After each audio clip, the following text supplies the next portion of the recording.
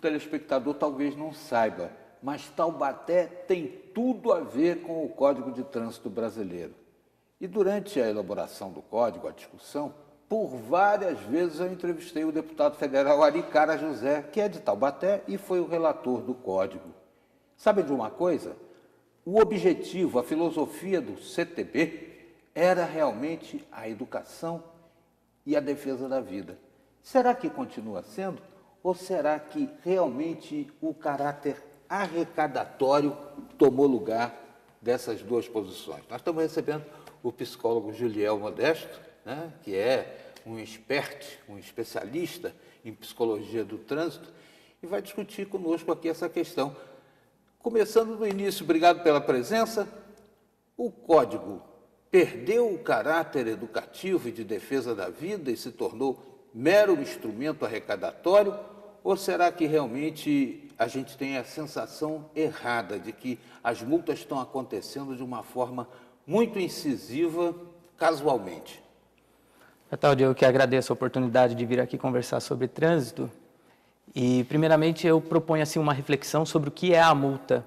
Eu acho que o Código de Trânsito investiu muito nessa perspectiva de uma justiça punitiva, né, que tem como finalidade afligir na expectativa de que se corrija o comportamento, né? E isso não é necessariamente uma medida educativa. A multa é uma medida de controle de cumprimento da norma e ela está numa perspectiva de uma justiça punitiva, né? Então, é culpabilizar na expectativa de desencorajar a reincidência da conduta, né? Mas a gente tem outras medidas previstas no Código de Trânsito Brasileiro que estão numa perspectiva de uma justiça restaurativa, como, por exemplo, a advertência por escrito e a frequência obrigatória em cursos de reciclagem. Essa advertência por escrito, eu já tive a oportunidade de pedir a substituição da multa pela advertência punitiva em algumas oportunidades. Requer que a gente, no espaço de um ano, não tenha incidido na mesma infração, né? E que a autoridade de trânsito vislumbre que é realmente o motivo para concedê-lo. Eu acho que a autoridade de trânsito nunca vislumbra essa capacidade, porque não vejo ninguém conseguir a isenção da multa, mesmo estando com esse espaço de isenção, digamos assim, da infração. E é um poder-dever. A autoridade constatando pelo prontuário do infrator que essa medida é mais educativa, ele deve aplicar, não é uma liberalidade. É um poder discricionário. Exatamente.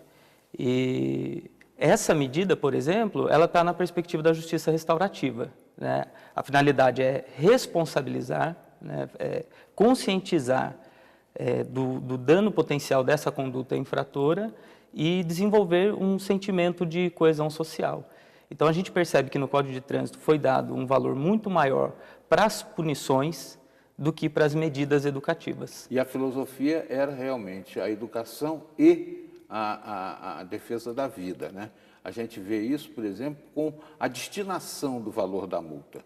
A destinação seria prioritariamente educação para o trânsito, seria restauração de sinalização, seria recuperação do asfalto, melhoria da iluminação da via, entre outras.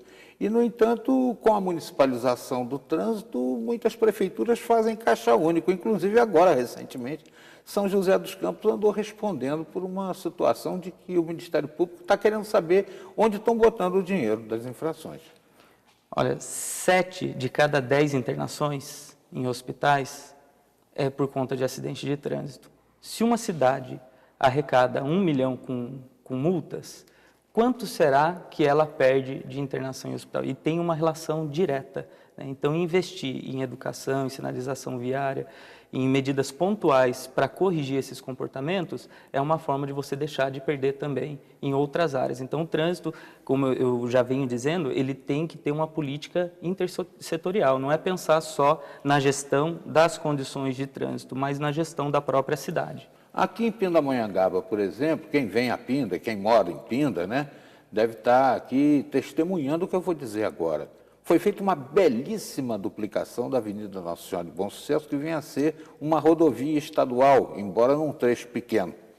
E essa reforma foi muito festejada, mas logo a seguir foi colocado um radar que multa num trecho que não tem travessia, e é uma linha reta, quer dizer, não havia motivo para uma redução tão drástica da velocidade ali, a ponto de ter um radar. De um lado é um pasto, do outro lado é um condomínio que não foi nem lançado ainda, quer dizer, não tem travessia nenhuma ali. No entanto, está lá o radar, talvez para pagar a obra. Talvez. A multa, na verdade, ela não educa. Algumas pessoas dizem assim, tem que multar para doer no bolso. Mas essa questão de tolerância à dor varia de pessoa para pessoa. Assim como tem gente que não tem capacidade de empatia, tem gente que nem sente no bolso a dor da multa. Recentemente, a CET de São Paulo fez uma pesquisa que apontou que 50% das multas é cometida, 50% das infrações é cometida por 5% dos motoristas. 71% dos motoristas não cometeram uma multa sequer. Então, acreditar que medidas de punição vão educar é uma perda de tempo.